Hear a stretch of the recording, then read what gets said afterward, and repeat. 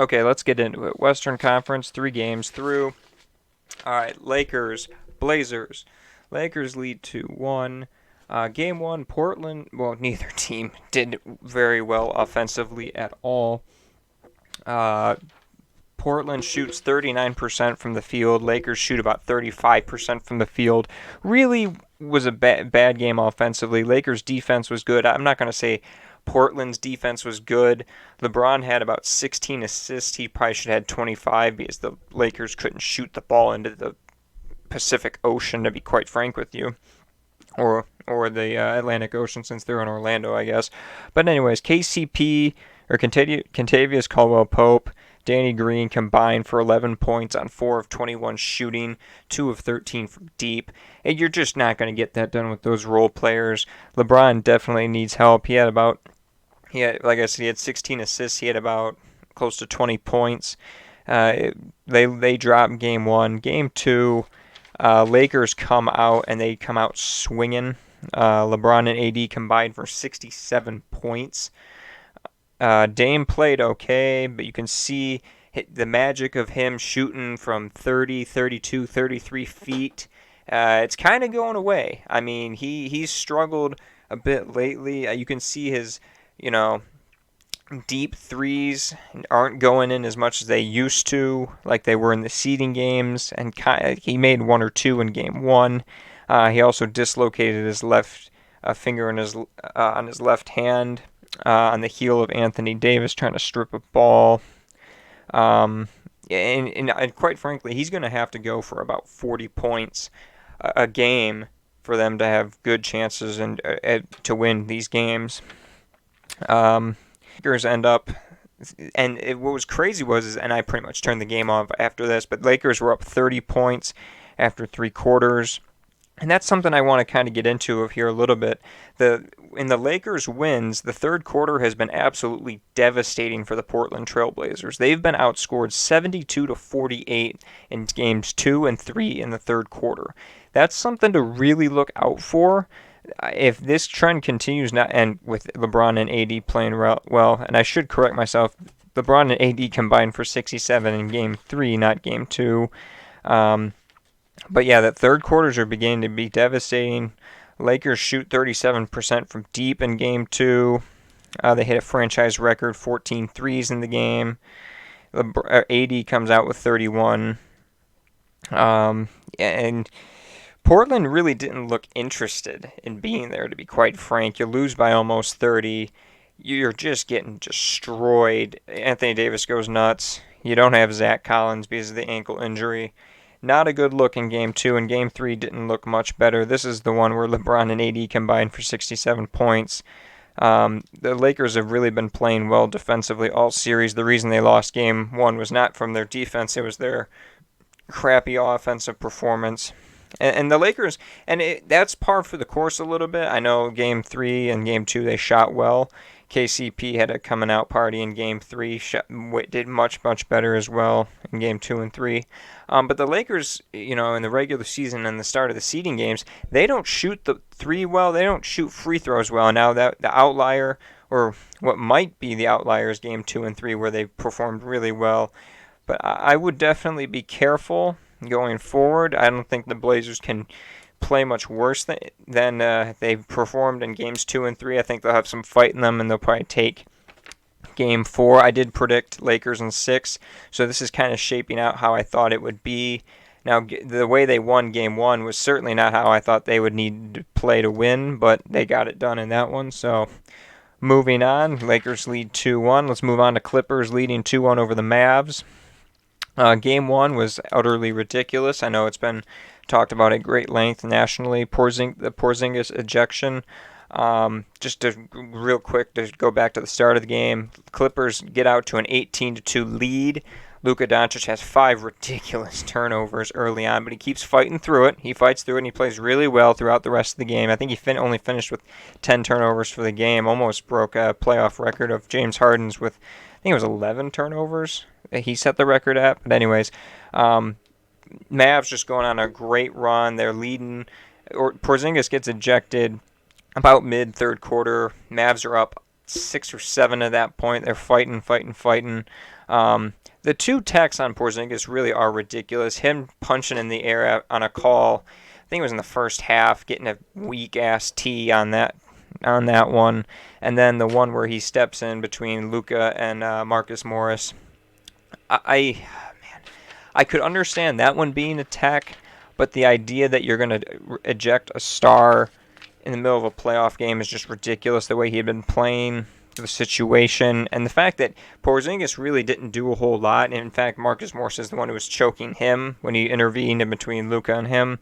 Just ridiculous. I thought it's very hard for me to believe, and I'm not going to say, oh, the Mavs would have automatically won if Porzingis would have stayed in the game, but it's very hard for me to believe, and you can't really paint a scenario to where the Mavs would not have a huge fighting chance in taking game one, considering they were really kind of in it with Luka playing his ass off the rest of the way.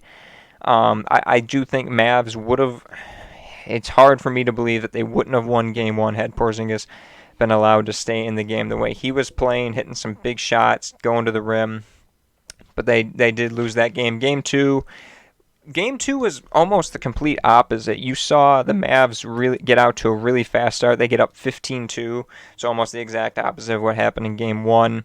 They had the lead the whole game, but what you really saw, and this was really interesting, is when Luka took a break about 3 or 4 minutes left in the third quarter to take his rest going into the fourth quarter, the Mavs bench put on a spectacle of how and just really took it to the Clippers, not only keeping the lead but extending the lead, which is not something benches consistently do for any NBA team, but they really took it to them. Obviously, Boban Marjanovic went absolutely nuts, and it was really theater to watch the Shaq nickname and him being on TNT afterwards, but you really look at this situation and you look after game two and say, okay, man, they could be up 2-0. They're not. Can they build on that? Game three, Clippers just come out and lay it on them. The defense, Luka hurts his ankle, really takes the air out of the tire for the Mavs in this one. Kawhi plays really well, and Paul George is really, and I know this is probably being talked a lot about, but Playoff P, since he adored himself in that nickname in OKC about two years ago, it was the Utah series, and then he faded in that one, and then against Portland he played like crap last year with the Thunder.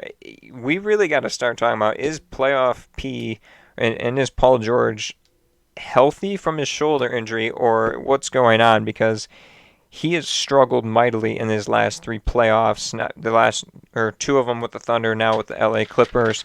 I think the Clippers will win. I predicted Clippers in 5. I could definitely see me being wrong with that prediction. I think Mavs could definitely come out and push it to 6 or 7 the way they're playing. They didn't certainly play with much confidence in Game 3, but I think they'll come out revamped. Luka's x-rays came out negative, but that doesn't mean, he won't be affected by it. So I think it'll definitely be fun to watch as that continues. All right, Utah leads Denver 2-1. Going back a little bit, I predicted Denver would win in 6 or 7. I thought this would be a very, very close series. Now, I'll talk about that in a second.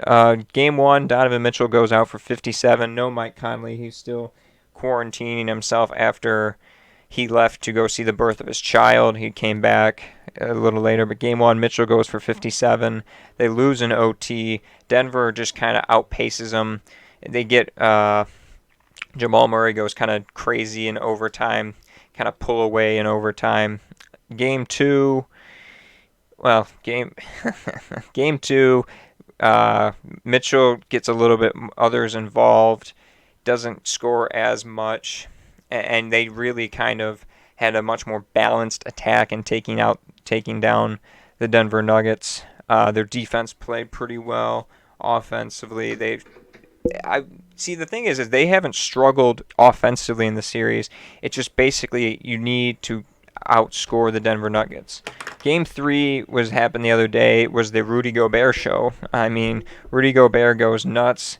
He has won Defensive Player of the Year multiply, but you would have never been able to tell by the way he was playing offense against Nikola Jokic and Mason Plumlee. He went nuts. Mike Conley returns for 20. He shoot for a little more than 20. He shoots 7 for 8 from deep. That was huge. Donovan Mitchell doesn't have to do as much, obviously, as he did in Game 1, able to defer a little bit, but Rudy Gobert goes absolutely nuts, dunking, alley-oops, putbacks, everything against the Joker, and the Joker wanted none of it. So Utah leads 2-1. Looking forward, I could definitely see Utah winning in 6 or 7. I don't think Denver has the advantage because they don't play defense.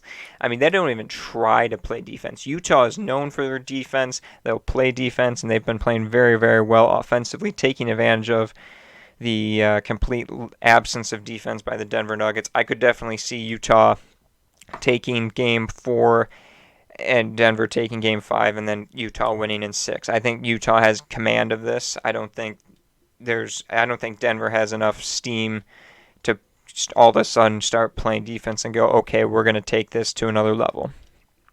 Houston leads. We're moving on to Houston leads OKC 2-1. Game 1, OKC.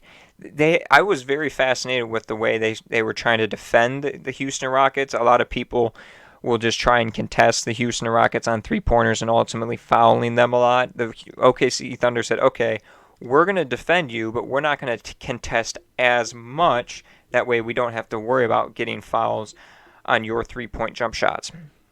In Game 1, they didn't play well offensively. Defensively, I thought they did okay. They didn't have Lou Dort for Game 1 due to an injury. You could just kind of see it was almost like a feeling out in like a boxing match. You're just feeling out your opponent a little bit, how that was going to go. That OKC Thunder lost. Houston had played well. Game 2, you're kind of wondering, the OKC Thunder lose, but it's like Chris Paul didn't really play well in Game 1. He didn't play well in Game 2, so you're just kind of wondering, where is he?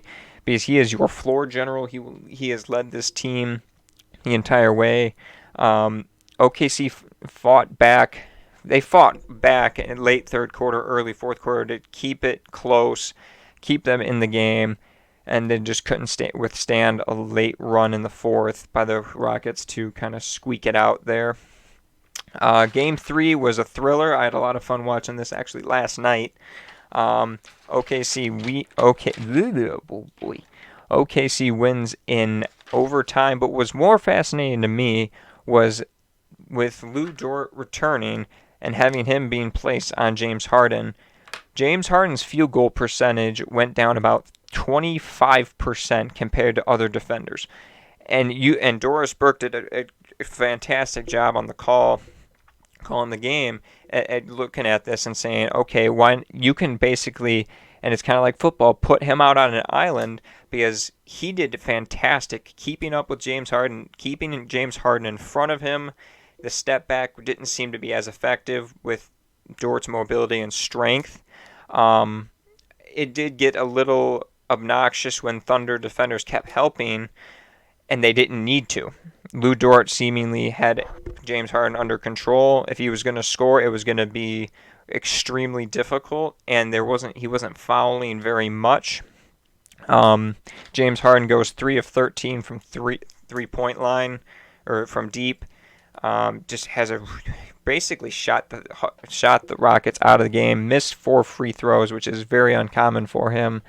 Thunder go on a 15-3 run in overtime. James Harden fouls out early in overtime. He had 5 fouls going into the extra time.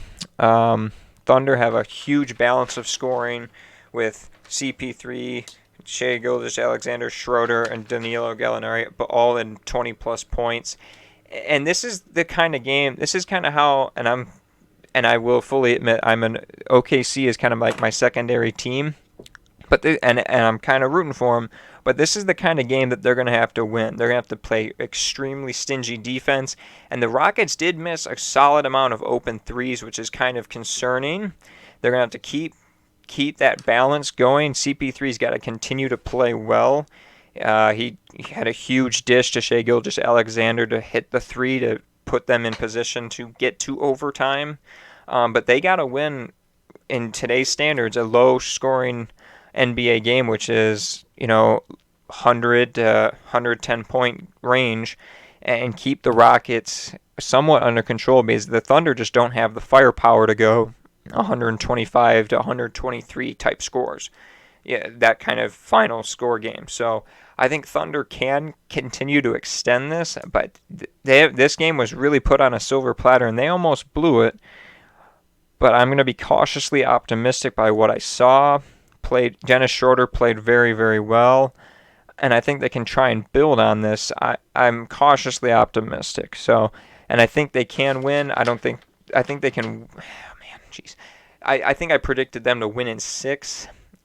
If they're going to win, 7 would most likely be more realistic, with them being in a 1-2 deficit. But great job by them by not falling behind 3-0. So let's move ahead a little bit. Let's peek ahead, as I like to say. I think Lakers do get it done. I think they'll win in 6. I think they'll move on. They will most likely. See, it's tough with Houston and OKC. I think the Lakers would probably hope for OKC to win. I think it'd be a better matchup, considering OKC kind of fits the style of the Lakers with not great offensive outputs and not having extreme offensive firepower to deal with. One quick note, I think the best thing that can happen for the OKC Thunder is getting Russell Westbrook back for the Houston Rockets, because OKC knows far too well that Russell Westbrook will shoot you out of a game in playoff time. So I think one of the best things that can happen for OKC is Russell Westbrook returning, being a primary ball handler, and kind of disrupting the current flow of the Rockets with James Harden handling the ball and them going 5 out. And Russ could also clog spacing with that, considering he's not good at shooting with the 5 out, 5 guys on the perimeter at all times for the Houston Rockets playbook. So I think Lakers are hoping for OKC. I could see Houston giving them hell. Those are 2 potential matchups. I think Utah does end up inching out Denver. I mean, Utah is consistently playing both ends of the floor, unlike the Denver Nuggets. I think Utah will meet the Los Angeles Clippers. I think Clippers will get this done, and I could see that being a very interesting matchup between Donovan Mitchell and Mike Conley, Donovan Mitchell versus Paul George and Kawhi Leonard, and when or if Patrick Beverley will return. So those are the semi matchups I could really envision seeing and how that might look. I'm going to do another recording right before the second round starts for both East and West, just kind of give a second preview, even though I took a peek ahead on this one, as things can obviously change, especially in the West. West is far more competitive with the first round series, with most of them being competitive. I mean, there's no 3-0 leads. They're all 2-1 leads, and some of them are very, very close. So thank you for listening, and we'll talk to you soon as the NBA continues to play every day and seemingly all day, which is great for some of us who just love the game. So thank you for listening, and hope to talk to you next time.